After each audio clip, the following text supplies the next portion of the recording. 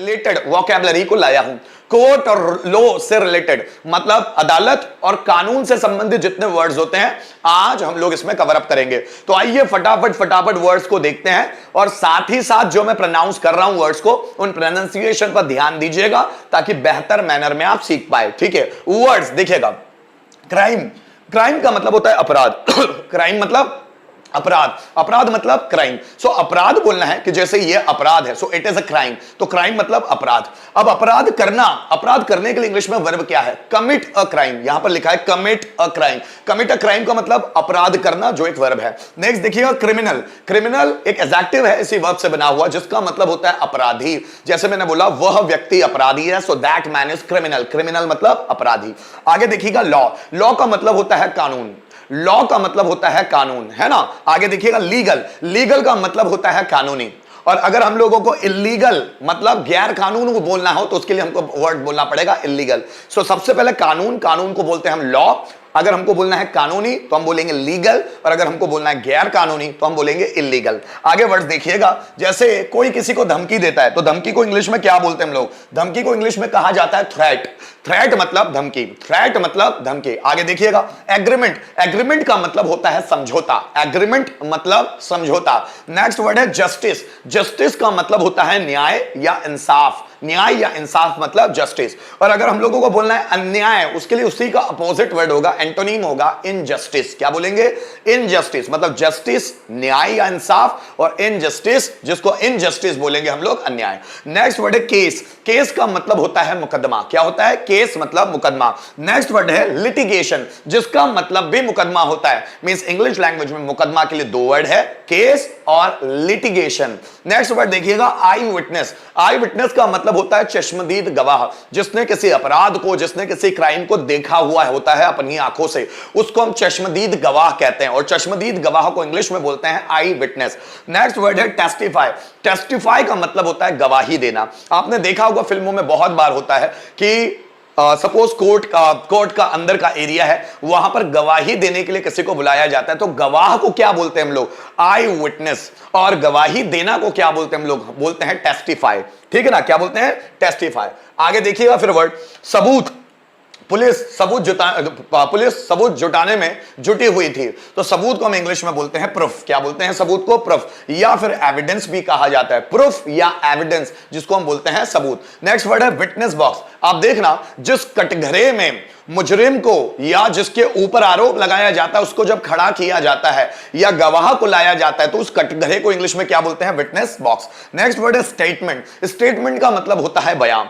जब भी कोई अपराध होता है या जब भी कोई क्राइम होता है तो उसके लिए जो कोर्ट केस वगैरह या कोर्ट कचहरी जो चलती रहती है उसमें दोनों पक्षों से दलीलें ली जाती है। सो दोनों पक्षों से दलीलें ली जाती है मतलब बयान लिए जाते हैं, जिसको हम बोलते हैं स्टेटमेंट। नेक्स्ट वर्ड है जजमेंट। जजमेंट का मतलब होता है फैसला। कोर्ट पूरा डिसीजन सुनाता है, पूरे दोनों पक्षों को सुनने के बाद वो फैसला सुनाता है, उस फैसले को बोलते हैं जजमेंट। नेक्स्ट वर्ड है पनिशमेंट। पनिशमेंट का मतलब होता है सजा। नेक्स्ट वर्ड है थीफ। थीफ का मतलब होता है चोर। थीफ का मतलब चोर, या बर्गलर। बर्गलर का मतलब भी होता है चोर। चोर मतलब थीफ या बर्गलर। थीफ या बर्गलर। ठीक है। नेक्स्ट वर्ड है रिलीज। रिलीज का मतलब होता है आजाद करना। जैसे कोई व्यक्ति बहुत सालों से जेल में है, अब उसको मुक्त किया जा रहा है, आजाद किया जा रहा है, क्या बोलते हैं? रिलीज। आगे बढ़े इम्प्रीजन। इम्प्रीजन का मतलब होता है कैद करना। क्या होता है इम्प्रीजन का मतलब? कैद करना। और डिटेन का मतलब भी होता है कैद करना। इम्प्रीजन मतलब कैद करना या डिटेन माने कैद करना।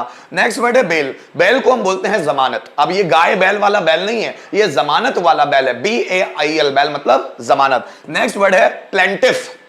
देखिए जो मुकदमे को दायर करता है, जो मुकदमे की मतलब जो पहली बार मुकदमे के बारे में बात करता है उसको हम बोलते हैं प्लेंटिफ। प्लेंटिफ मतलब वादी, जो मुकदमे के लिए सबसे पहले खड़ा हुआ और अपना स्टेटमेंट मुकदमे के लिए बोलना स्टार्ट किया उसको बोलते हैं प्लेंटिफ। अब जो अपोजिट साइड से जो बोलेगा उसको बोलेंगे हम प्रतिवादी, जिसको इंग्लिश में कहा जाता है डिफेंडेंट। तो एक व्यक्ति कहता है कि फलाना फलाना व्यक्ति ने जुर्म किया है और दूसरा जो वकील होता है वो बचाने की कोशिश करता है, जिसको बोलते हैं डिफेंडेंट।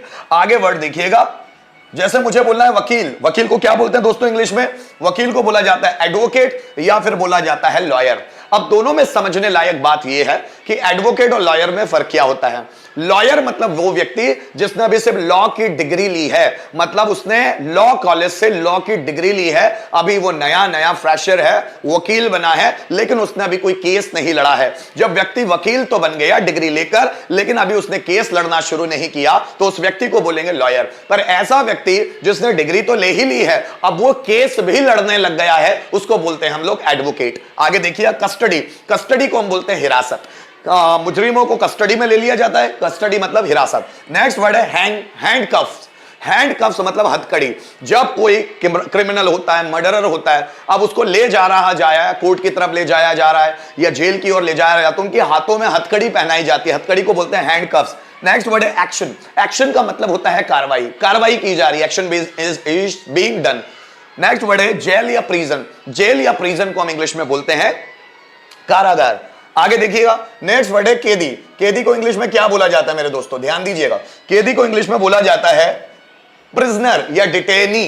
प्रिजनर या डिटेनी, प्रिजनर या डिटेनी मतलब कैदी। नेक्स्ट वर्ड है इनोसेंट। इनोसेंट का मतलब होता है निर्दोष, इनोसेंट निर्दोष। नेक्स्ट वर्ड है अरेस्ट। अरेस्ट का मतलब होता है गिरफ्तार करना। नेक्स्ट वर्ड है जज। जज का मतलब होता है न्यायाधीश। नेक्स्ट वर्ड है कोर्ट। कोर्ट का मतलब होता है अदालत। नेक्स्ट वर्ड है हाई कोर्ट। हाई कोर्ट को बोला जाता है उच्च न्यायालय। नेक्स्ट वर्ड है डिस्ट्रिक्ट कोर्ट। डिस्ट्रिक्ट कोर्ट को बोला जाता है जिला न्यायालय। क्या बोला जाता है, जिला न्यायालय। और जो सबसे बड़ा कोर्ट होता है जिसको हम लोग बोलते हैं सर्वोच्च न्यायालय, सर्वोच्च न्यायालय को इंग्लिश में बोलते हैं सुप्रीम कोर्ट। मतलब डिस्ट्रिक्ट कोर्ट मतलब जिला न्यायालय, हाई कोर्ट मतलब उच्च न्यायालय, और सबसे बड़ा सर्वोच्च न्यायालय जिसको बोलते हैं सुप्रीम कोर्ट। नेक्स्ट वर्ड देखिएगा हियरिंग। हियरिंग मतलब होता है सुनवाई, हियरिंग मतलब सुनवाई। नेक्स्ट वर्ड है डिफेमेशन। डिफेमेशन का मतलब होता है मानहानि, बदनामी, मानहानि। जैसे बोलते हैं ना कि तुमने मेरा नाम बदनाम किया, तुम पर मानहानि का दावा ठोकूंगा, मानहानि मतलब डिफेमेशन। नेक्स्ट वर्ड है ज्यूरी। ज्यूरी का मतलब होता है निर्णायक समिति। सपोज कोई बहुत बड़ा अपराध, जैसे या मैं बोलूं एक केस था राम मंदिर का, जब राम मंदिर का डिसीजन सुनाया जा रहा था तो एक वहां पर जज नहीं था, बहुत सारे जजेस थे। अब वो जो बहुत सारे जजेस की जो समिति है उसको बोलते हैं निर्णायक समिति, और उनको बोलते हैं इंग्लिश में ज्यूरी। नेक्स्ट वर्ड है file a case. File a case का मतलब होता है केस दर्ज करना, फाइल अ केस, केस दर्ज करना। नेक्स्ट वर्ड है lodge an FIR. Lodge an FIR जिसका मतलब होता है एफआईआर दर्ज करना। नेक्स्ट वर्ड है पिटीशन। पिटीशन का मतलब होता है याचिका, पिटीशन है ना, पिटीशन का मतलब होता है याचिका, याचिका मतलब पिटीशन। नेक्स्ट वर्ड है समन। समन का मतलब होता है बुलावा, कोर्ट से बुलावा आ जाता है, थाने से बुलावा आ जाता है, is called summon. Next word है एफिडेविट। एफिडेविट मतलब होता है हलफनामा। एफिडेविट हलफनामा, आप कोई प्रॉपर्टी खरीदो, आप कोई प्रॉपर्टी बेचो, आपको हलफनामा बनाना होता है कि फलाना फलाना प्रॉपर्टी मैंने बेची है, खरीदी है, इस व्यक्ति को दी है, व्हाटएवर। सो एफिडेविट का मतलब होता है हलफनामा। नेक्स्ट वर्ड है डिसमिस। डिसमिस का मतलब होता है खारिज करना, डिसमिस। नेक्स्ट वर्ड है रिमांड। हवालात वापस भेजना, हवालात। सपोज किसी कैदी को कोर्ट में लाया गया है, जज के सामने पेश किया गया है, उसके बाद वापस रिमांड पे ले जाते हैं, उसको वापस हवालात में भेज दिया जाता है। केस का मतलब होता है मामला, केस का मतलब मामला। नेक्स्ट वर्ड देखिएगा, नेक्स्ट वर्ड है नेक्स्ट वर्ड देखिएगा कारपोरल पनिशमेंट। कारपोरल पनिशमेंट का मतलब होता है शारीरिक दंड। आपने देखा होगा जब यहां पर इंडियन बॉर्डर के पार से जब पाकिस्तान बॉर्डर शुरू होती है, जैसे आपने सबरजीत केस सुना होगा, सबरजीत केस में हुआ क्या था, वहां पर यह हुआ था कि सबरजीत पाकिस्तान बॉर्डर में चला गया था और उसके बाद पाकिस्तान जेल ने उसको बंद कर दिया और पाकिस्तान कोर्ट ने उसको जेल में ही रहने का आदेश दिया। कम से कम 12-13 साल वो जेल में ही रहा। तो अब जेल में उसके साथ बहुत ज्यादती की गई, उसको बहुत शारीरिक दंड दिए गए। शारीरिक दंड को इंग्लिश में बोलते हैं कॉर्पोरल पनिशमेंट। नेक्स्ट वर्ड है कैपिटल पनिशमेंट। कैपिटल पनिशमेंट को हम बोलते हैं मृत्यु दंड, इसलिए कैपिटल का मतलब होता है सबसे बड़ा। सबसे बड़ा पनिशमेंट क्या है, मृत्यु दंड, कैपिटल पनिशमेंट।